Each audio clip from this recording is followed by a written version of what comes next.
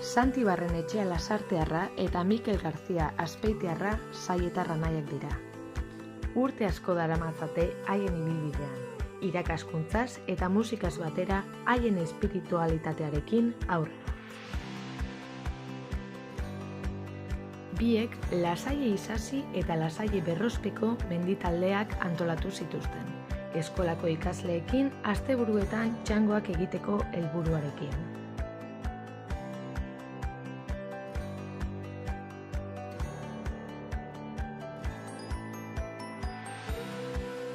Horrez gain, bai Santi eta bai Mikel haien musika zaletasunagatik dira ezagunak haien ikasleen artean. Baina nola sartu ziren kristautasunean? Nik uste dut hori ez da gazten, ez da? Baizik eta pauso bat ematen duzu, torrengo dator. Ni adibidez, txikitan gogoratzen naiz, etxera ekartzen zutela horrelako ama birjina bat. Lehen ikusten dut, Lasarten behintzat, ni Lasarteko naiz, jende guztiak joaten zen bezedara. Deno ginen edo herrikoiak, Lasartearrak, kanpotik oraindik jende asko ezan etortzen, orduan hasi zen, Michelinen tegia zabaldu zenean eta hori. Eta horrean nik uste dut kristautasuna herrian, gaina herri txiki batean, pilpilian zegoen, ezta? Eta niri behintzat, hortik nagotu da kristautasuna, mamatzen edo, etxean mamatu duzuna. Atzeko, familitik. Txikitatik ere, nik goratzen dutela, etzan ez kristautasun bat ere, esperientzi bezala, zan keinu asko, xantik esan dut bezala, guri ere hori kapera txiki hori etortzea egon, eta ama ikusten zuen etxetik ateratzerakoan beti egiten zuela. Hori zan gehiago keinuen kristautasun bat, etzan horren beste esperientzi bizipen da. Ni sinisten nuen ikusten zenuelako, eta gizartean hori zegoelako, eta hortan ibiltzen gineelako. Eta batez ere hori, etxean ikusten zenuena, ez? Berak esan duena da, nire aita horrendik, etxetik jaisten denean, aitaren zemeren egiten du. Eta ja ditu 80 urte horran dira, kotxean sartu, birain bat egitera, eta guazen arrasantzera. Oain pentsatzen ez dut esatzen ama, oain ez dut egiten. Eta baina erregiosa baina oain ez dut egiten, baina txikitan, hori amata eta ikusten dituen. Hala ez pentsa, nik adibidez, horrelako gidai bat, mendik Madrilera joaten bali bazera kotxe horrela, beste batekin horrela, segun zeinekin joaten zaren elkarteko zuzendaria baldin bada, gure aita bat errazatu gara. Erlijioak doke base kultural, oinarri kultural handi bat doke. Gu ez dira kristauak, batez ere gizartean eta bizitzen garako. Egia da gaur egun, gizartea askoz ere erlijioanistasun handiagoa daukela, baina oinarri bezala, nik nire inguru guztiak kristautasunean bizi izan dut. Horregatik, eraman nau, leheno esanik esan bezala, bide horrek eraman nau, nire giroak hortan mugitzen zirako. Ez ditut ezagutu ditut orain, argi dago, ezagutu ditut budistak, ezagutu ditut hinduistak, ezagutu ditut jende musulmanak, ezagutu ditut beste erlijioetako pertsonak ezagutu ditut, baina nire oinarrian, nire inguru giro guztia, nire oinarri kulturala, kristaua izan da, eta kristaua da, horregatik, nire naturaltasun hortan, kristautasuna bizi dut. Erlijioak horrela irako, erlijioak geroz da askoz ere gizarte kosmopolitago batean bizi geha, askoz ere kulturanitzagoan bizi geha, eta egia da, orain leku txiki batean, askoz ere gainera mundua ireki gintzaigu, eta baina gu bizi izan dugun azkeneko 10 urteak kendu, eta beste guztiei bizi izan duguna, askoz ere inguru itxiago bat izan da, eta gure kultura kristaua izan dela, eta kristaua dela, horretik. Ni nire ikasle izaten da, Arabian jaio baldin baginen, musulmanak izango diren, ez da. Gogoratzen zara, atzoko gogoetan, ze marrazki zegoen jarrita. Amar a Dios, y Dios te ama. Gehi, inguruan dituzun jendea maitatzen bani baduzu, berdin, bibir la vida. Nik uste dut hori dela, laburki horrela esan da, ez da, bazuk jainkoa maite bali baduzu, badakizu berak zuri maite izango zaituztela. Zuk ez neskamutilei zuri inguruan dagoen pertsona egitea maitatzen bali baduzu, hortan ikusten du jorratzen dela denez. Oso grafikoa da osburutea. Nire ikusten duz izan. Gero ere, sinisteko behar bat. Deno daukaguz zerbaitetan sinisteko behar bat. Ez dizu esako, transzendentzia batean, jainko batean sinisteko behar bat. Nik badaukat, baina nik ere ez dut esango gizarte guztia dutela, pertsona guztia dutela, baina behar bat zerbaitetan sinisteko batzuk naturan, beste batzuk energian, indar bat egongo dela, pertsonengan, eta behar hori badago. Eta niretzat behar bat sinisteko jainko baten ere, ustez badago, galdera askoren erantzuna da, emozio askoren erantzuna da, musika ere esperientzia da. Oda, edozein modutara, edozu protagonista bezala ez, abesten bali badezu. Zuretzako ere emozio bat da, zer sentitzen dezun abesten dezunean, hori abesten dutenak, abesten dugunok badakigu, zerbait dagoela hor, eta musika entzuten dugunean, atsegin dugun abesti bat, askotan abestiek erakartzen digute momentu berezi batetara, edo pertsona berezi batzutara ematen gaituzte, edo musikak dauke, edo instrumentu berezi bat entzuten dezunean, zerbait sortatzen duzugan, edo musika badauka zerbait gure barruan, gure sentimendutan, gure zirraretan, horrelako agarelako. Eta aprobetxatuz musikak badaukala emozioak sortzeko gaitasun hori, noski baietz, erlijioetan sinismen munduan, erlijio munduan ere, zirrarak sortzeko eta zenbat abesti daude momentu berezitara eramaten zaituztenak, zenbat letra abestienak edo zenbat doinu eramaten zaituztenak edo eta gero ere praktikotasun bezala ere, umeekin ere abesten dugunean, umea ere era involuntario batean ere konturatzen da. Gustatzen zait pila, osea da, eta orduan erdik arratxe egiten du eta nahi du adirazi barruan daukan postasun hori eta musika hori dauka, osea, hartu eman eta egiten bultzatzen dauten gauza askotako iturri hori da, nik horrela ulertzen, eta horregatik behar hori ez, horregatik sinisteko indar hori edo, empuje hori edo. Ni horretzen naiz adibidez, txikia gintzenean biakruziz egiten genuen. Oain galdetu gazte batik, kesun biakruziz? Zer esaten duzu? Ohitura zegoen aste santuan, ostiral santuan, biakruziz hori egitea. Orain aste santua adibidez, lehen bizitzen modu batean, ez da? Estrikto, ez dekizer, ezin zen ajan, otoitz egiten, santamente, emakumeak bentzez jantzita joaten ziren, oain juntzaitez, aste santu bat, eta zer da, salura joatea, benidorrera joatea, eta elizara joaten balin bazea edo, ja. Eta gero, orain egiten diren, profesiones de Semana Santa, ni uste dut asko bihurtu direla espektakulu bezala. Eta oraingo kristautasuna, nik askotan komentatu dut. Nik adibidez mesetara joaten nahi zenean, sartzen zara elizan, begiratzen duzu horrela, dizez, ostras, handi, eta gazteena zara, ke ostras ez izta? Bai.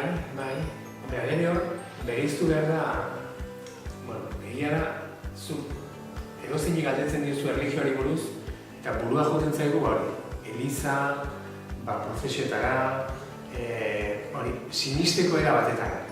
Eta egia da, gauzak nahiko, aldatu dira egia da, hain dela 20 urte erritu asko zuten gaur egun ez daudenak, Jainko Aizkerrak elizak ere aldaketa txikiak eta poliki, baina aldaketak egiten ditu, hori ere esan beharra dago.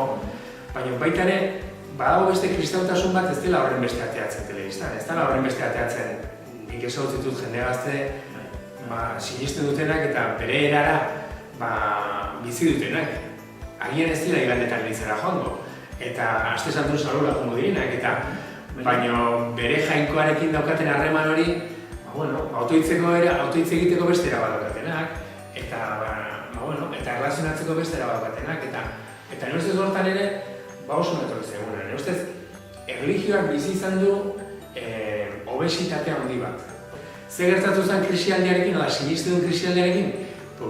Nahi eta nahi ez, junbar ditzen dugula depuratzen, jun izan behar gara garbitzen, eta nire ustez gaur egun dagoen sinisten duna, askoz ere sinisten duen garbiagoa dela, askoz ere bizipen gehiagoarekin, askoz ere zentzu gehiagoarekin. Nire amak, eta ez diote zer txarrik esango, eta nire amak sinisten duen hortan, sinisten du horrela esan ziotelako eta horrela, eta hortan ezin diote zer ukatu. Baina gaur egun sinisten duen norbaitek, sinisten du konbentzimendu gehiagoarekin, sinisten duela askoz ere sentimendu gehiagoarekin, askoz ere ez hemendik baizik eta gehiago bihotzekin.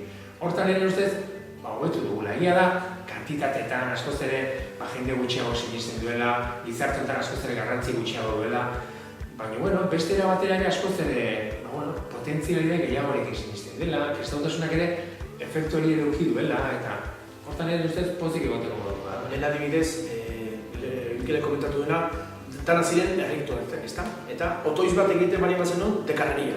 Para nuestro que está selección santificado. Lengo Rosario horrela izaten ziren.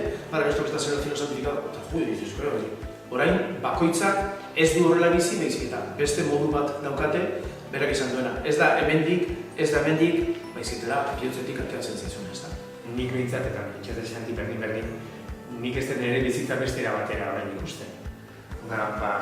Ikusten dut nahiz, ni ezin naiz izan gaur ez naizen beste zerbait. Ni naiz saietara naia, hortan aurkitzen etelako zoriontasuna.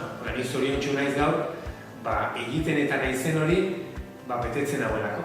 Horrek jartzen gaitu azala, horrek betetzen gaitu, horrek emozionatzen gaitu, ez da? Gaur adibidez, zuzendarekin, honean tori baino lehenago, esan dik, bihar supentzia dokazuten, zer nik bileak bat basan dizio, sentitzen dut, eta esan dik, sentitu? Gu baino gustora, zeren, ordu bilera dokazu eta ez dakizu zer egin. Klaseak ematen gu bizi dugu hori, eta sentitzen dugu eta berak izan duela, geho kalentio jaten zara eta Mikel! Eskamutiak gurtzen eta hori baita da, ostras, zerbait ematen diezu, baina jaso baita ere asko jasotzen duzu.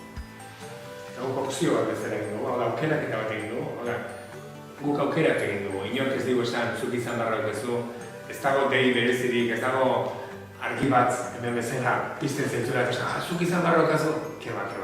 Guk aukeratu dugu, gure opzio hori da, hortan zoriontsu eta gustura sentitzen garelako, eta bitartean eta horrela jarraitzen dugun bitartean bintzat, bideo honi usteko ez da. Aukerak eta da.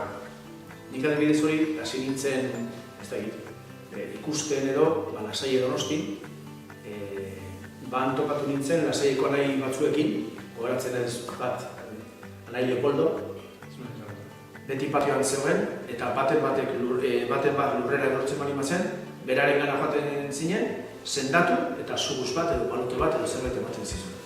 Eta gertutasuna ikusten zenun hori buruz, ezta? Gero beste anai batzuk, adibidez, Patxi Ezkiala, berkaria, eta bere klasetan, el tío lo vivía euskaldunak peto hori bai, baina, eta entzuten zenion hitz egiten, eta esaten zuen, ni esaten dut, jo que soy como eso. Eta gero beste anai batzuk joaten zara ikusten, ze gauzak egiten zituzten eskamutilekin, eta nik esan nik hoien bezala izan dut eta aizi. Nik ere antzeko, inguruan izan dituan pertsonak erreferentzi izan dira, ejemplo izan dira, eta berak esan duena, nik ere hori bezala izan ere. Eta gero ere, bizimodu honek ere, aukera ematen digula, denbora guztia hortara dedikatzeko. Egia da, azkonduko bagina, gure familia osatu bagina, gure lehentasuna hori izango litzatekela, gure senarra gure emaztea, Eta elkarte bizionek, hau da, anai bezala bizionek, ematen digula aukera, denbora eskaintzea, berak esan duena, intensidade guztie, eskolari, neskamutilei, gure proiektuei, gure gaztei, gure aurrera darmatzagun gauza guztiei, eta aukera hori izatea, dedikazio hori izatea, bokazio hori izatea, gauza handia da. Hombre, egia da gaur egun ere, erlijio plataforma bezala, eskola izugarri dela. Hau da, zer bizipen dagoen, meza baten atzetik, edo oso formatuta zaude, eta zentzu ematen diozu horri, eta edo bestela hemen bezalako nezak antolatzen dira, gitarrarekin, eta abesten, eta batek parte hartzen duela, eta antzerki bat, edo horrelako meza erakargarria die, edo bestela gurekotasun mezak die, zer esaten didan gaur. Eskolaren helburua ez da bakarrik ea kognitibo batean kontzeptuak adieraztea edo akademiko mundu hor. Eskolaren helburua ez da hori. Eskolaren helburua ez da bakarrik umeak ikasi ezaten gauza asko. Eskolaren helburu nagusiena da pertsona bezala, ume bezala sartzen den hori eraikitzen jutea, oda ezten jutea. Eta ezitzaile garen hortan, balioak, baloreak die, askoz ere matematika eta kontzeptu asko, baina askoz ere garrantzitsuago. Ez ditu izango derrigorrezkoa dugula, kristautasun, erlijioa, horrela gure eskolek nahi nahiez ikasgai bezala hori ematea. Baina nire ustez, erlijioa ematea ikasgai bezala hori nahi ez bada. Lehen osan doa bezala, hau da, erlijioa daukelako base kultural izugarri bat. Gure kultura horren gainean oinarrituta dagoelako. Ez bakarrik erlijioa bezala. Edozein adierazpen kultural, edozein artistiko, edozein, hau da, oinarri bat dauka erlijioa, hau da, zugut abalezen museo batetara, konturatzen zea, eta zenbat, hau da, kulturak zenbat oinarri daukan erlijioa. Hori ezagutzeko, erlijioa ezagutu behar dago. Nik ez du esango esperientzia erlijiosora iritsi behar dela eskola mundutik erlijioko ikasgaian. Hori agian ez. Baina ezagutza erlijiosora iritsi behar dela ikasgaiarekin, hori garbi dauka. Baita ere, ez bakarrik kristaua, baita ere musulmana, baita ere, ez hartu beharko genituzke, oinarrizkoak diren erlijioak, da gure mundu honetan gehien ematen diren erlijioak, askoz ere jendetsuenak direnak, eta horiek ezagutu behar dira. Hortan, gure ikasketak burutzen dituen ikasle batek ezagutu behar du zer den oinarrizkoa musulmanetan, beraiek gehiago ezagutzeko, askoz ere gehiago gerturatuko beturako. Hinduistak, budistak, erlijio nagusienak kristabak noski, hori ezagutu, fenomenologi bezala, gure gizartean oso garrantzitsua ditzen direlako. Eta gero, esperientzia, baina bakoitzaren opzioa dela, ze esperientzia dituzu bizi izango duzun, baina nire opzio izango da. Baina hezkuntza munduan, oinarri kultural bezala, erlijiotasun hori ikastea, ez dut hori importantea dela. Zenbat urte neraman hemen Eibarren, klaseak ematen, pentsa 8 urte, klaseak ematen, eta provintzialak, gure arduraduna esan zigun xanti, 8 urte daramazu Eibarren, aldatu behar duzu. Eta Madrilera, joan gozera urte bat, ikasketak egitea. Eta formazio pixka bat egin duen, eta udara ez, urtarrilean horrela, berriro zuzendereak esan ziren, eta udaran zer, pentsatu beste gauza. Eta esan, ostras, beste gauza. Mira, hor dituzu adibidez, udako proiektuak. Urrein betean berera telefono eta xanti, zure laguntza behar dugu. Eta horrela jonintzen gazteekin Bolivera. Eta han zer ekarri nun, alde batetik, handik etorri nintzenean, eta 2 urtetan telebista ikusi gabe. Gero, ez dakit, hango jendea ze xumea den eta ze pozik ziren. Ez direla geldirik gelditu behar, edo atzera begira, ez. Aurrera begira, eta gainera elkarrekin egin behar dugula. Ez dela nire gauza, ez dela nire taldeko gauza bizita. Deno batera, batzuk gauzanarekin, beste batzuk txarrarekin, batzuk opinio batekin besteak, baina aurrera ez da. Aurrera, jarraitu behar dugula. Zer gauza politiaren zoriontsu izatea gauza gutxikin. Eta konturatzea, zerk ematen digun zoriontasuna ez da. Eta zoriontasuna handiena ematen digun zerbait dela, besteak zoriontsu egiten ditugula. Hau da, ni askoz ere zoriontsu banago, nire ondoka zoriontsu egiten bali bai. Eta hortaz konturatzea, eta hortan egea. Beraik konturatu behar dira eta konturatzen dira, eta askotan beraikin hitz egiten, eta hau da, ze esker honekoak dien, zema jasotzen den ematen dezunean, eta hortan ustez beraik konturatzen, bideo honetan beraik konturatzen dira, eta hori da esken nire eguna. Zoriontsu izatea ondokoa zoriontsu egiten. Hizkuntza txopa da, danik gertzen zego, hemendik kanpora joten garela, eta jendearekin harremana izateko hizkuntza dominatuak dugula. Euskal Herrin badukagu, berezkoa dugun antxor bat, eta da euskera. Horri uko egitea, horri usatzea, iruditzen zait, ari garela antxor bati ez ez esaten. Hemen daukagun antxor hori baietz esatea, eta iriako eskuntza da, garen osan dugu zela, plataforma oso importante bat. Orduan, erlijioa nola irakaskuntzan sartuta dugunez, noski horietan ere aprobetxatu. Hau da, gure gizarteak nahiko gauza badauzka erderaz, badauzka beste hizkuntzatan, guazen zaintzera baita ere, horri ezetesan gabe, dugun horri ezetesan gabe, baita ere guazen esatera, dugun altxor horri, euskerari behitz esatea. Beste aukera babezela gehiago, beste opari babezela, ez da? Gu badaukaguna eta besteak ez daukatena, orduan, nire xantirekin harremana izan, eta badakit euskeraz egin dezakegula, egin dezagun euskeraz, ez da? Eta beste batekin ingeles egin dezaket, ojala egin dezaket ingeles, ez? Eta erlijioarekin berdin, irakaskuntzan sartuta dagoen bitartean, aprobetxatu ez dago.